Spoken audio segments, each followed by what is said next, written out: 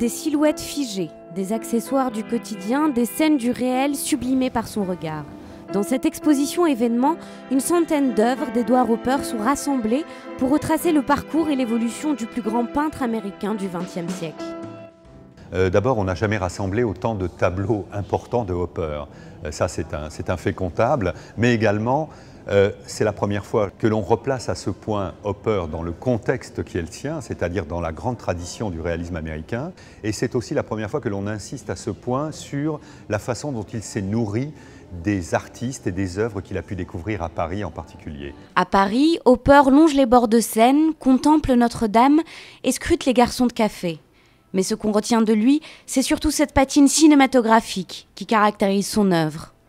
Hopper a profondément influencé le cinéma. Hitchcock était le plus fou, littéralement, des tableaux de Hopper, au point que je pense certains tableaux de Hopper ont pu lui inspirer des scénarios et des films tout entiers. Grand peintre, mais aussi illustrateur, graveur et aquarelliste. Cette exposition permet de découvrir toutes ses facettes, pour la première et peut-être pour la dernière fois. Un événement à ne surtout pas rater.